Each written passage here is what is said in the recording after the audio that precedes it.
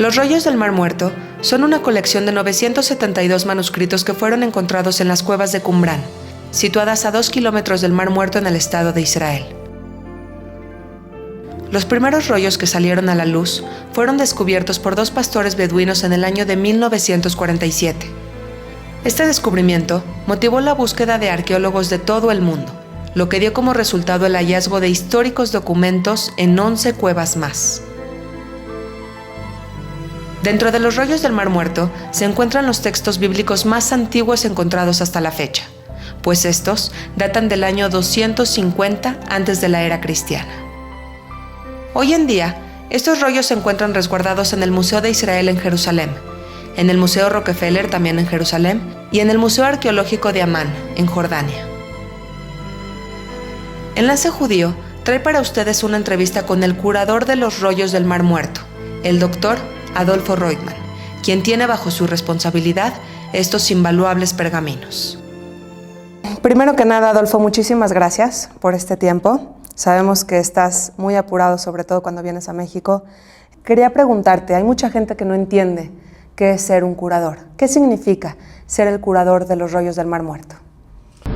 Bueno, un curador de manera general es aquella persona responsable de alguna colección, que puede ser pueden ser desde los manuscritos, una colección de cuadros, todo tipo de objetos que la función del curador es primero ocuparse de su preservación física, no necesariamente él ocupándose de ellos, sino derivando a los expertos que se habrán de ocupar para el mantenimiento de esos artefactos que son parte de la cultura material de la humanidad.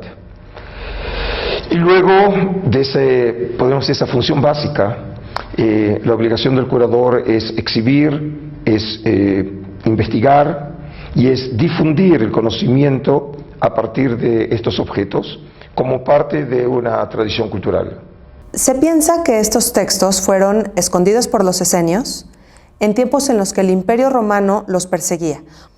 ¿Nos podrías platicar un poquito quiénes eran este grupo de personas y por qué se vieron orillados a tener que esconder estos documentos?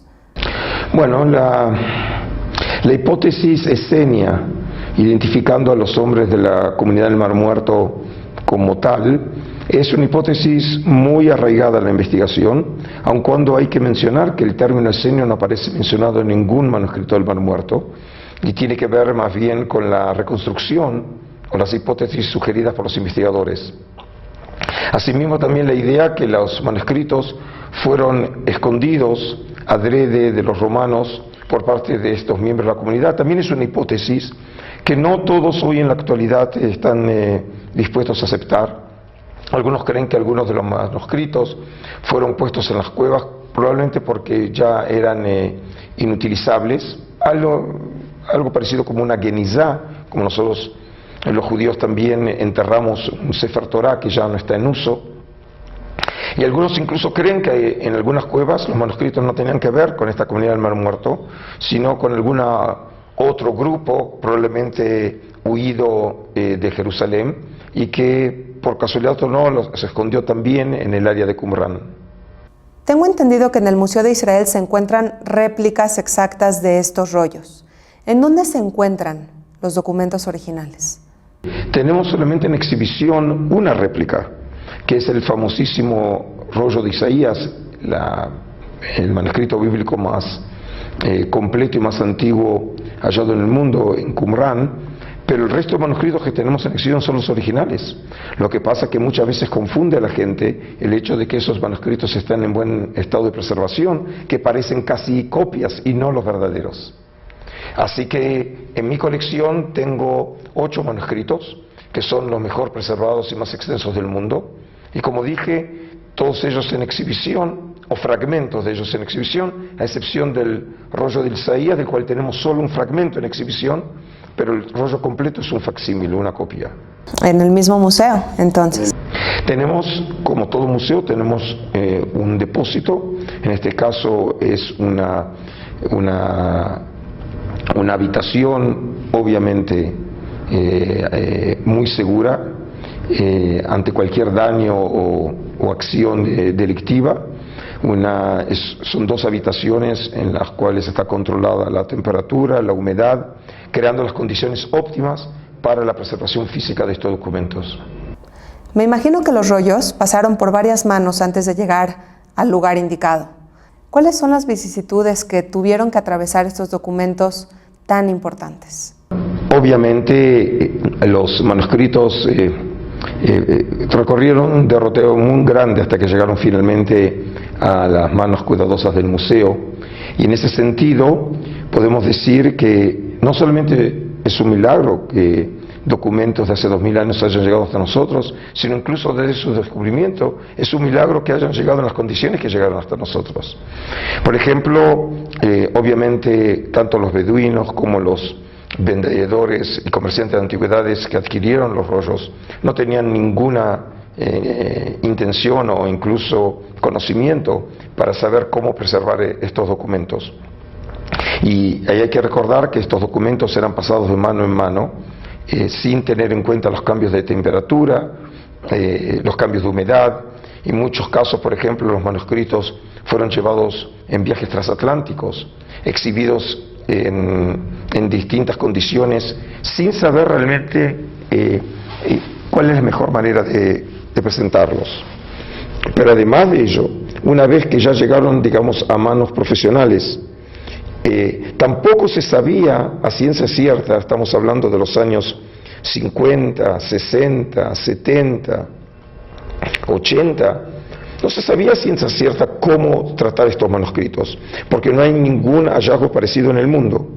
Cuando sí se trataron esos manuscritos, muchas veces se lo hizo utilizando técnicas que hoy sabemos que eran equivocadas. Por ejemplo, se los trataba como si fueran manuscritos de la época medieval, mientras que los cueros de Qumrán fueron tratados con materiales que son muy distintos a esos manuscritos medievales. Y puedo contar una anécdota, cómo sin quererlo los manuscritos al ser tratados fueron dañados. Por ejemplo, muchos de los manuscritos son fragmentos, y entonces los investigadores tuvieron que reconstruir textos muy fragmentados, al igual que un rompecabezas. Y la mejor manera que encontraron para poder unir y mantener juntos esos manuscritos, esos fragmentos manuscritos, era utilizando la cinta scotch. Y pegaron esos fragmentos, sabiendo hoy el daño enorme que les causaron, porque toda la grasitud de la cinta fue absorbida por los manuscritos. Y hoy, en muchos casos, se trata de recuperar o por lo menos paliar en algo ese daño cometido por el hombre, simplemente por no saber que esa acción iba a dañar los manuscritos. Claro. Sé que los primeros fueron encontrados en 1947. Me imagino que después de este descubrimiento, muchísimos arqueólogos alrededor del mundo se dan a la tarea de esta misión de encontrar más en esta zona.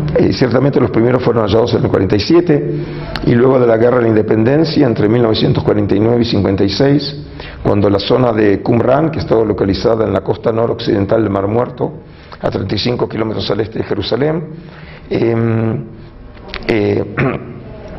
comenzaron a buscarse otras cuevas con manuscritos, pero en este caso lo que sucedió que no solamente los arqueólogos comenzaron a hacerlo, sino también los beduinos, y comenzó de alguna manera una carrera no declarada entre beduinos y arqueólogos, quién es el que llega primero, y se puede suponer que los que ganaron la competencia fueron los beduinos.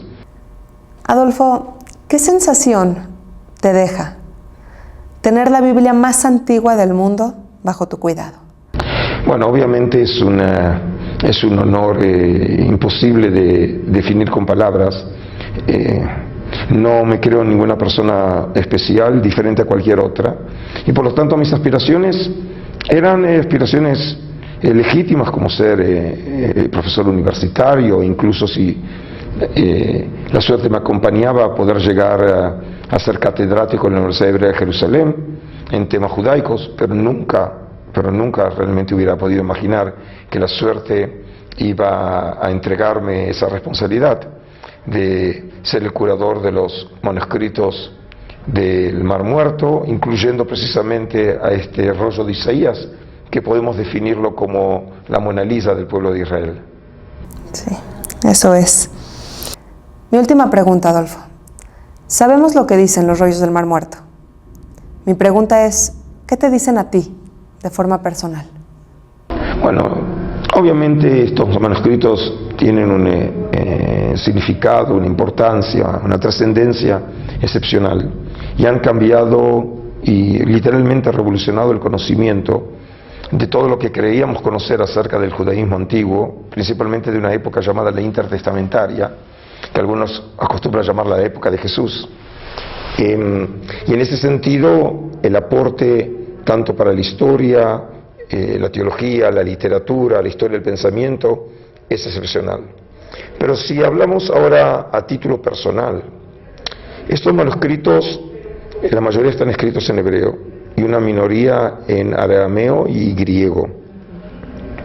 Y en última instancia, después de 2000 años atrás, en que estos manuscritos, por cualquiera haya sido la razón, fueron escondidos en cuevas, fueron encontrados casualmente, entre comillas, en las vísperas del nacimiento del moderno Estado de Israel. Y hoy se encuentran en exhibición en el Museo de Israel, en el Santuario del Libro, frente al Parlamento israelí, a la Knesset, en las inmediaciones del gobierno de Israel, de la Suprema Corte, es decir, en el centro neurálgico del Estado judío.